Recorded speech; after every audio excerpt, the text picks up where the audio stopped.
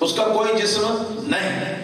مگر ان کے 3 بزرگوں کا عقیدہ ہے کہ اللہ تعالیٰ جسم رکھتا ہے، اور جسم کیسا رکھتا ہے کہ آدھا اوپر والا جسم جو ہے وہ کھوکھلا ہے اور نیچے والا آدھا جو ہے وہ صمد یعنی ٹھوس ہے، اس کے اندر خلا نہیں. تو یہ عجیب و غریب خدا تعالیٰ کی یہ صفات جو ہیں لوگوں نے بیان کی ہیں.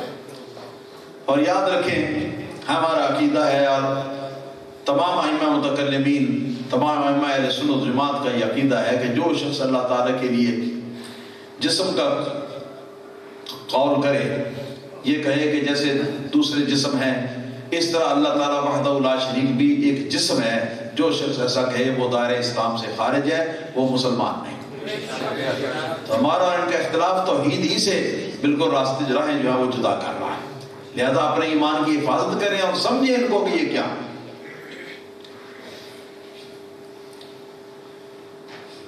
اس سے آگے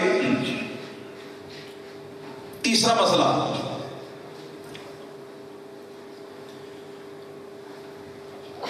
ہمارا مذہب ہے کہ لا الہ الا اللہ، نہیں ہے کوئی الہ مگر ایک اللہ. اللہ کے سوا کوئی الہ نہیں. الہ معبود برحق کو کہتے ہیں، مگر جو کلمہ شریف کے اندر الفاظ ہیں میں وہ الفاظ بول رہا ہوں. الہ صرف اللہ پاک وحدہ لا شریک کی ذات ہے، اور اس کی کائنات میں سے کوئی بھی ایسا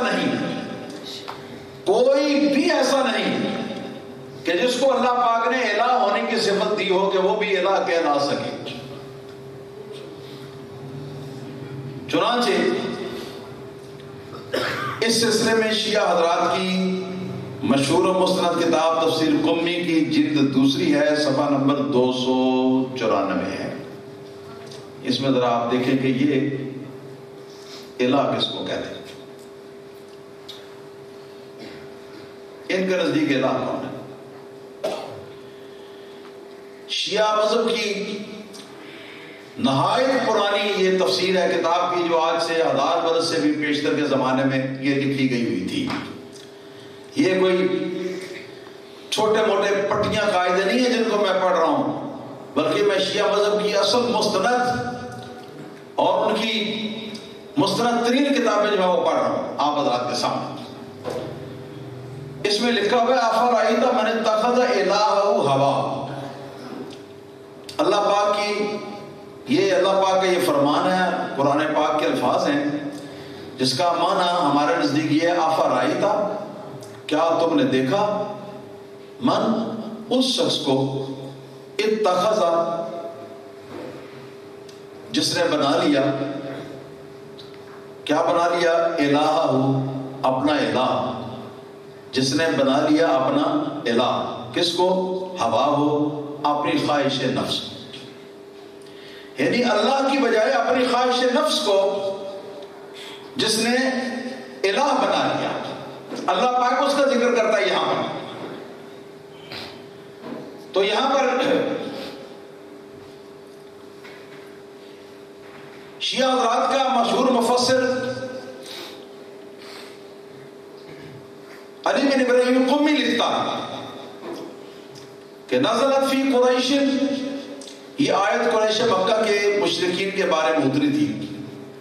بجرت بعد رسول اللہ صلی اللہ علیہ وسلم فی الذین غصبوا امیر المومنین، اور رسول اللہ صلی اللہ علیہ وسلم کے بعد حضرت امیر المومنین علی مرتضیٰ اور جو ان کے مخالفین ان سے خلافت چھیننے والے تھے ان کے بارے میں یہ آیت کریمہ جو ہے یہ جاری ہوئی ہے. واتخذوا اماما باہوائہم، اور انہوں نے جو نبی کریم صلی اللہ علیہ وسلم کے نعوذ باللہ صحابہ ہیں، حضرت علی مرتضیٰ کو ان کو چاہیے تھا کہ الہ علی مرتضیٰ کو بنائیں، مگر انہوں نے علی مرتضیٰ کو الہ بنانے کی بجائے انہوں نے اپنے من کی بات کو، اپنی ہوائے نفس کو انہوں نے الہ بنا لیا. تو یہ آیت کریمہ نص ہے اس بات میں کہ اللہ تعالیٰ مشرکین عرب کے بارے میں کہہ رہا ہے کہ انہوں نے اللہ کو الہ قرار دینے کی بجائے اپنی خواہش نفس کو الہ قرار دے دیا. مگر ابن جریر قمی جو ہے،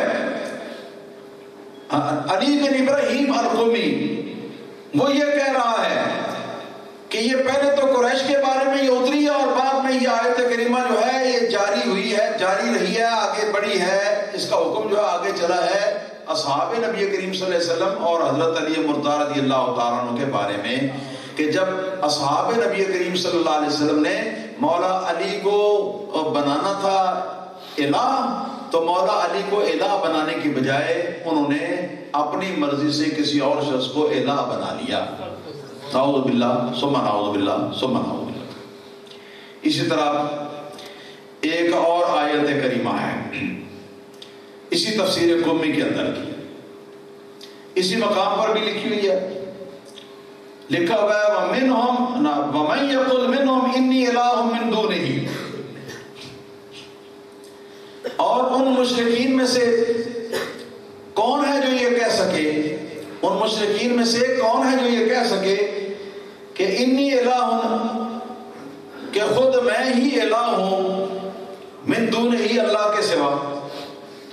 یعنی مشرکین جو ہیں وہ ان میں سے کون شخص ہے جو یہ کہہ دے کہ اپنے بارے میں کہہ دے کہ میں ہی الہ ہوں اور اللہ تعالیٰ الہ نہیں ہے۔ یہ آیت کریمہ اور اس کا ترجمہ آگے لکھا ہوا ہے قال من زعم انه امام وليس بامام، اس کا مطلب یہ ہے کہ جو شخص یہ کہے کہ اللہ تو الہ نہیں بلکہ الہ میں ہوں، اس کا معنی یہ ہے کہ جو شخص یہ کہے کہ علی جو ہے وہ امام نہیں ہے بلکہ امام میں ہوں۔ تو یہاں الہ کا لفظ جو ہے وہ بول کر تو اس سے مراد امام کو لیا گیا ہے۔ میرے دوستو اب پڑھیے کلمہ طیبہ لا الہ الا اللہ محمد رسول اللہ۔ لا الہ کا ترجمہ کیا ہے؟ لا الہ الا اللہ، نہیں ہے کوئی الہ مگر ایک، مگر ان کے مذہب میں علی بھی الہ ہے، اور ان کے مذہب میں ان کے 12 امام جو ہیں 12 کے 12 امام سارے کے سارے الہ ہیں۔ نعوذ باللہ ثم نعوذ باللہ۔ تو ہمارے ساتھ ان کا کیا تعلق ہے؟ اسلامی توحید جو ہے اس کے ساتھ کیا واسطہ ہے؟ اسلامی توحید میں لا الہ الا اللہ، اللہ کے سوا کوئی الہ نہیں۔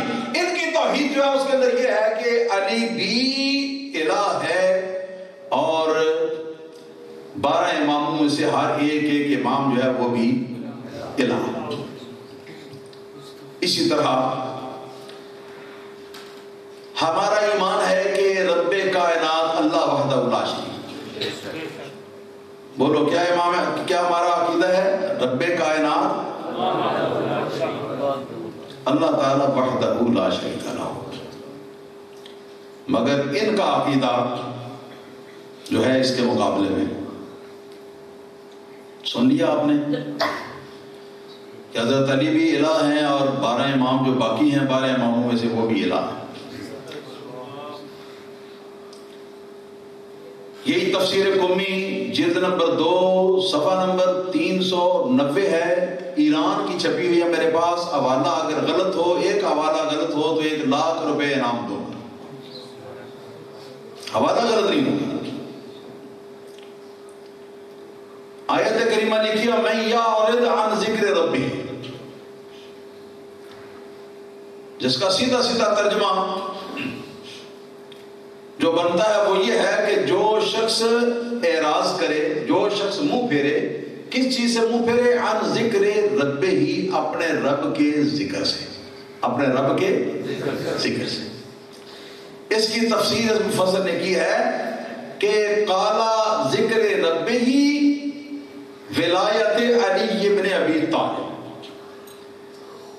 ہاں جی، اس آیت کا مطلب یہ ہے، یعنی ترجمہ تو یہ ہے نا کہ جو شخص اعراض کرے، منہ پھیرے اپنے رب کے ذکر سے، مگر معنی اپنے رب کے ذکر سے جو ہے اس کا معنی کیا ہے کہ مولا علی کی ولایت سے انکار کرے، مولا علی کی ولایت سے انکار کرے۔ نعوذ باللہ ثم نعوذ باللہ۔ تو یہاں پر ہے جی لوگوں کا رب جو ہے وہ اللہ تعالیٰ وحدہ لا شریک کے مقابلے میں حضرت مولا علی رضی اللہ تعالیٰ عنہ کو قرار دیا گیا ہے، مولا علی رضی اللہ عنہ۔ یہ بھی ہمارا بنیادی اختلاف ہے، بنیادی اختلافات میں سے کہ جن کی بنا پر کوئی شخص جو ہے مسلمان نہیں رہتا۔ اسی طرح یہی کتاب ہے تفسیر قمی جلد نمبر 2،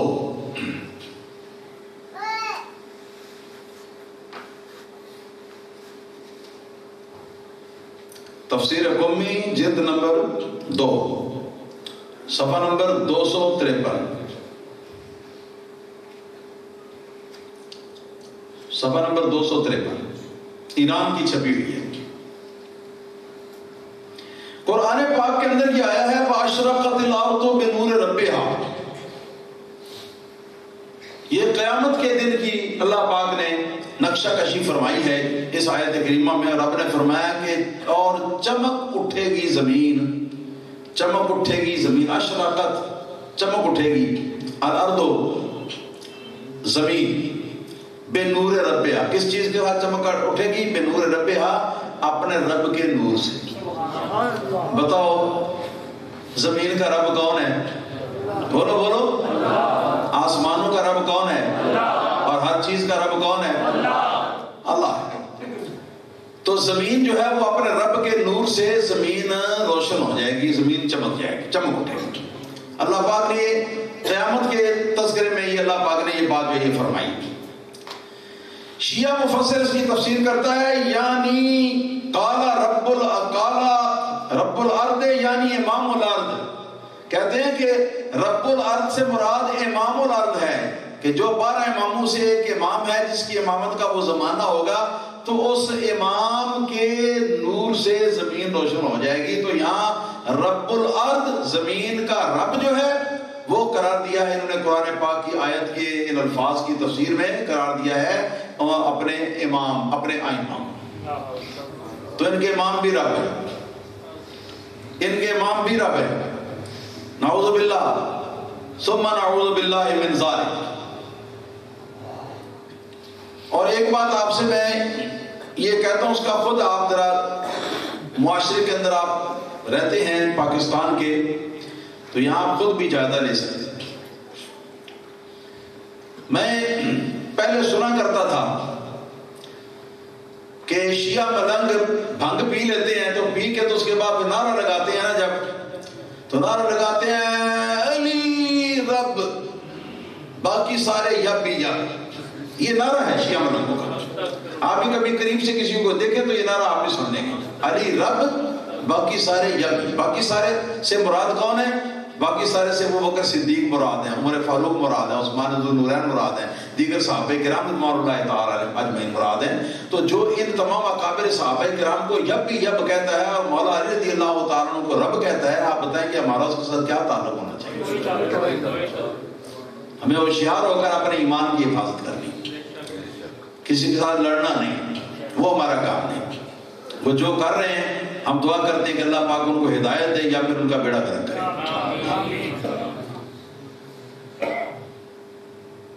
اسی طرح ایک واقعہ ہے، چند برس پہلے ایک مرتبہ مجھے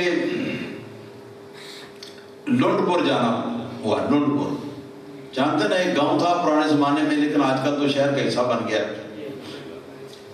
لنڈ پور گیا تو وہاں گلی میں سے گزر رہا تھا، تو سامنے سے ایک ملنگ آ رہا تھا سائیکل پر بیٹھا ہوا۔ یاد رکھیں کہ اس کے سائیکل کے اوپر تقریباً کوئی ڈیڑھ یا 2 بالشت لمبی جھنڈی لوہے کی بنی ہوئی لگی ہوئی تھی۔ لوہے کی جھنڈی، یعنی جہاں کاغذ لگاتے ہیں، چپکاتے ہیں، کاغذ لگاتے ہیں، تو وہ کاغذ کی جگہ پر وہ لوہے کی چادر لگی ہوئی تھی۔ کالے رنگ کا اس کے اوپر پینٹ ہوا تھا بڑا تیز، اور اس کے اوپر لکھا ہوا تھا علی رب ایک طرف، دوسری طرف باقی سارے یب بھی یب۔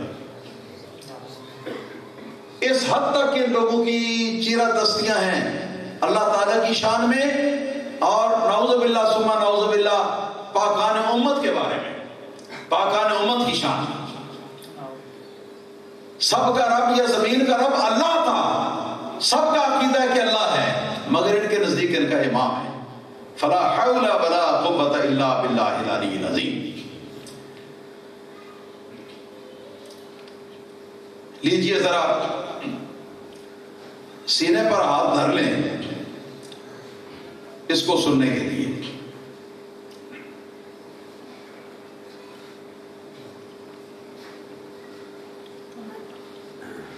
جی میرے دوستو، یہ کوئی عربی یا فارسی کی کتاب نہیں ہے، یہ دیکھیں جلاء العیون مترجم، ملا باقر مجلسی اس کا مصنف، جو شیعہ مذہب کا مستند ترین اور محقق ترین عالم فاضل ہے. بے شمار اس نے کتابیں لکھی، بلکہ ایک کتاب بہار الانوار اس نے 40 جلدوں میں لکھی، میرے پاس پڑھی ہوئی ہے. یہ بہت بڑا یہ ان کا محقق ہوا ہے. بڑے بڑے ان کے جو مجتہد علماء ہیں، ان علماء کے سامنے جب اس کا نام آتا ہے تو ادب کے لیے ان کے سر جھک جاتی ہے. اس کتاب کا دوسرے حصے کا مقدمہ ہے جو شیعہ حضرات نے یہ لکھا ہوا ہے. اس میں لکھا ہوا ہے نعوذ باللہ ثم نعوذ باللہ، یہ بات مولا علی رضی اللہ تعالیٰ عنہ کی طرف منسوب کی ہے کہ مولا علی نے فرمایا ہے، مگر ہم گواہی دیتے ہیں کہ یا علی رضی اللہ تعالیٰ عنہ کا، ہم گواہی دیتے ہیں اس بات کی کہ آپ ان تمام خرافات سے آپ کی ہستی پاک ہے، آپ نے کوئی نہیں ایسی بات ہے. مگر یہ کہتے ہیں کہ مولا علی نے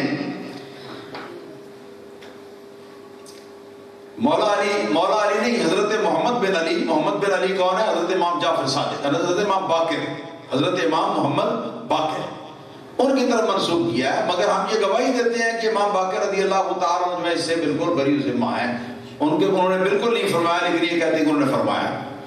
ابو بصیر ایک شیعہ تھا، اس سے بات کرتے ہوئے کہا کہ یا ابا البصیر منا رب العرش والکرسی ومنا رب السماوات والارض ومنا رب الشمس والقمر والکواکب والحجب والسرادق ونحن ارباب ذلك الاسباب وان اللہ هو رب الارباب. لکھا ہے، ترجمہ آگے لکھا ہے، خود ہی ترجمہ بھی لکھا ہے. لکھا ہے کہ ہم سے مراد کون ہے؟ 12 امام. ہم سے مراد کون ہے بھائی؟ 12 امام.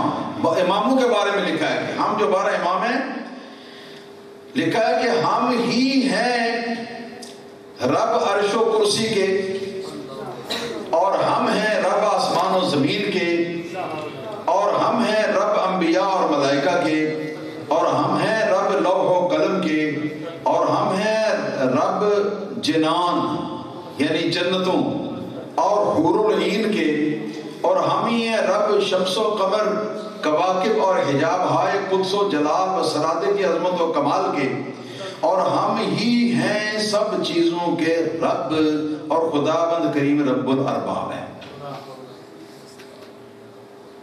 وہی مشرکین والا عقیدہ کہ سب چیزوں کے رب تو ہم ہیں، لیکن اللہ تعالیٰ ہمارا بھی رب ہے، رب الارباب ہے. نعوذ باللہ ثم نعوذ باللہ ثم نعوذ باللہ.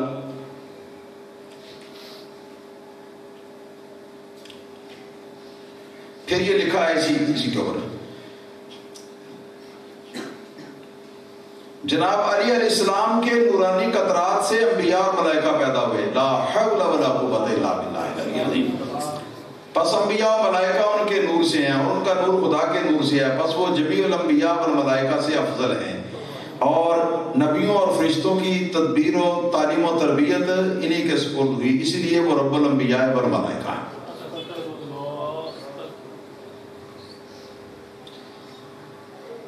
قرآن پاک میں ہے نا کہ رب تعالیٰ نے ابلیس کو مخاطب کرتے ہوئے فرمایا، جب اس نے سجدہ نہیں کیا تھا آدم علیہ السلام کو، تو فرمایا تھا کہ کیا ہے تجھے، تو نے کیوں سجدہ نہیں کیا؟ کس کو؟ لما خلقت بیدی، جس کو میں نے اپنے دست قدرت سے پیدا کیا، اپنے دست قدرت سے پیدا کیا جس کو میں نے. وہ کون ہے؟ وہ حضرت آدم علیہ السلام. جس ہستی کو یعنی آدم علیہ السلام کو میں نے اپنے دست قدرت سے پیدا کیا ہے، تو نے اس کے آگے سجدہ کیوں نہیں کیا؟ میں نے حکم بھی دیا، تو نے حکم بھی دیا تو نے سجدہ اس کے سامنے نہیں کیا، کیوں نہیں کیا؟ تو اس آیت کریمہ کی تفسیر کے اندر یہ لکھا ہوا ہے، اسی کتاب کے صفحہ نمبر 25 میں، شیعہ مذہب کی کتاب نہ ہو تو میں جو بھی جرمانہ یا ہرجانہ ہو میں بھرنے کے لیے تیار ہوں۔ لکھا ہوا ہے کہ قال امیر المومنین، حضرت امیر المومنین علی نے فرمایا انی خمرت طینۃ آدم بیدی 40 صباحا، میں نے حضرت آدم کی طینت یعنی قالب کو 40 روز تک اپنے ہاتھ سے گوندھ کر تیار کیا۔ نعوذ باللہ ثم نعوذ۔ اور اس کے بعد پھر نتیجہ یہ نکالتے ہیں کہ لہذا جس نے اپنے ہاتھوں سے گوندھ کر کے حضرت آدم علیہ السلام کی مٹی کو، تو حضرت آدم علیہ السلام کا پیکر جو ہے وہ بنایا ہے، جسمانی پیکر بنایا ہے، تو وہی آدم علیہ السلام کا رب بھی ہے۔ نعوذ باللہ ثم نعوذ باللہ۔ اب بات سمجھ میں آ گئی، بالکل واضح اور کلیئر ہو گئی کہ یہ حضرات حضرت علی مرزا کو رب السماوات والارض بھی کہتے ہیں، رب الجنت والنار بھی کہتے ہیں، رب الانبیاء والملائکہ بھی کہتے ہیں، رب السماوات والارضین بھی کہتے ہیں، اور ہر چیز کا رب یہ قرار دیتے ہیں۔ اور ہمارے نزدیک کیا ہے؟ ہمارے نزدیک یہ ہے کہ الحمدللہ رب العالمین، سب تعریفیں اللہ کے لیے ہیں جو رب ہے عالمین۔ ان کے نزدیک عالمین کا رب علی، اور عالمین کے رب ان کے نزدیک ملائکہ، اپنا ائمہ حضرت علی مرزا کے علاوہ باقی ائمہ۔ تو یہ عقیدہ توحید کے حوالے سے شیعہ حضرات کے کفری عقیدے جو ہیں، میں نے یہ واضح کر کے آپ حضرات کے سامنے بیان کیے ہیں۔ اس بنا پر ہم شیعہ حضرات کو مسلمان نہیں سمجھتے۔ تو ہمارا حافظ صاحب ہمارا کیا قصور اس میں؟ حافظ محمد حسین صاحب بھائی ہمارا کیا قصور جو ہم ان کو کافر کہتے ہیں؟ ہمارا کوئی قصور نہیں، کفر تو وہ خود کرتے ہیں، کفر تو وہ خود کرتے ہیں۔ جب وہ کفر کرتے ہیں تو ہم ان کو بتاتے ہیں کہ آپ کفر کر رہے ہیں۔ اتنی ساری بات، اس پر ناراضگی ہو جاتی ہے۔ حضرات گرامی قدر، انشاءاللہ تعالی باقی عقائد جو ہیں آئندہ پروگراموں کے اندر شیعہ حضرات کے اور جو مسائل ہیں وہ تفصیل کے ساتھ بیان ہوتے رہیں گے۔ میں ابتدائی جو بات تھی اس بات کو دہرا کے اپنی گفتگو کا سلسلہ ختم کر دیتا ہوں۔ وہ یہ میں نے یہ عرض کیا تھا کہ حضرت سیدنا امام حسین رضی اللہ تعالیٰ عنہ اور اہل کربلا کے زمانے کے اندر اسلام کے جو عملی احکام ہیں ان کو پامال کیا گیا تھا، ٹھیک ہے جی؟ تو اس کے خلاف امام حسین رضی اللہ تعالیٰ نے کربلا قائم کر دیا، کربلا قائم کر دیا۔ تو جب عملی احکام کا معاملہ آتا ہے جو کہ معمولی چیز ہے، توحید کے عقیدے کے معاملے میں یہ سطحی ہے، یہ بہت نیچے ہے، بہت بعد کی بات ہے۔ بنیادی عقیدہ جو ہے وہ توحید کا ہے۔ تو جب توحید کے عقیدے میں ان حضرات نے اسلام کے بتائے ہوئے عقیدہ توحید کو اتنا بگاڑا ہے کہ نعوذ باللہ ثم نعوذ باللہ، اللہ تعالیٰ کو بدا ہونے کا بھی انہوں نے عقیدہ بیان کیا ہے اور اس کی شانیں بیان کی ہیں۔ اللہ تعالیٰ کے سوا حضرت علی مرزا اور باقی امام جو ہیں ان کو الہ کہنے کی جسارت کی ہے۔ علی مرزا اور دوسرے ائمہ کو جو زمانے کا اور عالمین کا رب کہنے بنانے کی یہ جسارتیں کی ہیں، اور اس طرح کے سارے کام جو کیے ہیں، یہ سارے کے سارے کام کر کے تو انہوں نے اسلام کی بنیادوں کے اوپر قرآن چلایا ہے۔ میں یقین کے ساتھ عرض کرتا ہوں کہ سیدنا امام حسین رضی اللہ تعالیٰ عنہ، کیا ان لوگوں کی تھوڑی بہت یہ پٹا کٹی جو ہے اس کو دیکھ کر تو کیا ان کے جو یہ عقیدے خالص کافرانہ عقیدے ہیں ان عقیدوں کو وہ نظر انداز کر دیں گے؟ یقیناً امام حسین رضی اللہ تعالیٰ عنہ ہمارے سردار ہیں۔ حضرت امام حسین رضی اللہ تعالیٰ عنہ ہم پر راضی ہیں جو حضرت امام حسین رضی اللہ تعالیٰ عنہ کی سنت پر عمل کر رہے ہیں۔ انہوں نے اسلام کے عملی احکام جو ہیں ان کو بچایا تھا، بچانے کی کوشش کی تھی۔ ہم اللہ تعالیٰ کی توحید کو بچانے کی کوشش کر رہے ہیں، ہم بھی اسلام کی خدمت کر رہے ہیں، امام حسین رضی اللہ تعالیٰ عنہ بھی اسلام کی خدمت کر رہے تھے۔ یہ پتہ نہیں کیا کر رہے ہیں۔ دوستو، آج کا میرا پیغام یہ کہ بفضل تعالیٰ جس مقصد کے لیے امام حسین رضی اللہ تعالیٰ عنہ کربلا گئے ہیں تو اسی مقصد کو پورا کرنے کے لیے ہم لوگ بھی یہاں آج محفل کر رہے ہیں، وہ بھی اسلام کی حفاظت کے لیے، یعنی اسلام کے جو عملی احکام ہیں جو ادھر ادھر ہو گئے ان کی حفاظت کے لیے کلمے کا اختلاف کسی کا نہ تھا، اللہ کی ذات کے بارے میں کسی کو اختلاف نہ تھا، نہ یہ معاملات جو ہوئے تھے. لیکن یہاں تو یہ ہے کہ بنیادیں ہی ساری جو ہیں وہ ساری کی ساری خراب ہیں، لہذا ہم ان کے خلاف اٹھے ہیں. حضرت امام حسین رضی اللہ تعالیٰ عنہ اسلام کے عملی احکام جو ہیں ان سے روگردانی کے خلاف اٹھے تھے. ہم اللہ تعالیٰ کی توحید کے عقیدے کے خلاف جو قدم اٹھے ہیں ہم ان کے خلاف ہم اٹھے ہیں. لہذا ہم یقیناً امام حسین رضی اللہ تعالیٰ عنہ کے مشن پر ہیں اور حضرت امام حسین رضی اللہ تعالیٰ عنہ فضل تعالیٰ ہمارے سردار ہیں. ایک حدیث سن کے بعد ختم. تاریخ الکامل ابن الاسیر کی 12ویں جلد میں واقع کربلا کو لکھا ہے، جہاں وہاں حضرت امام حسین رضی اللہ تعالیٰ عنہ کا ایک خطبہ بیان کیا ہے جو امام حسین رضی اللہ تعالیٰ عنہ نے میدان کربلا میں آ کے مخالفین کے سامنے بیان کیا تھا. اس خطبے میں حضرت امام حسین ایک حدیث پڑھتے ہیں اور اپنے بارے میں بتاتے ہیں کہ تم جو نہیں جانتے ہو، جو جانتے ہو مجھے تو وہ تو جانتے ہو، جو نہیں جانتے ہو تو سن لو. میں کون ہوں؟ میں وہ ہوں جس کے بارے میں میرے نانا جان حضرت محمد رسول اللہ صلی اللہ علیہ وسلم نے ارشاد فرمایا تھا کہ الحسن والحسین سیدا شباب اہل السنہ، سیدا شباب اہل السنہ وقرن سیدا شباب اہل الجنہ وقرۃ اعین اہل السنہ. میں وہ حسین ہوں کہ جس کے بارے میں میرے نانا جان صلی اللہ علیہ وسلم نے ارشاد فرمایا تھا کہ حسن اور حسین جنتی نوجوانوں کے سردار ہیں اور اہل سنت و جماعت کی آنکھوں کی ٹھنڈک ہے. تو آپ اہل سنت و جماعت کی آنکھوں کی ٹھنڈک ہے. اللہ تعالیٰ ہماری یہ ٹھنڈک جو ہے اس کو نہ صرف برقرار رکھے بلکہ اس کے اندر اور زیادہ اضافہ اور ترقی عطا فرمائے. اور محبت اہل بیت کرام اور اہل بیت کرام کا جو مشن ہے دین کی حفاظت کرنا اور دین کے جو دشمن ہیں ان کی نشاندہی کرنا، ہمیں اللہ تعالیٰ اس کے اوپر قائم اور دائم رکھے. وآخر دعوانا الحمدللہ رب العالمین.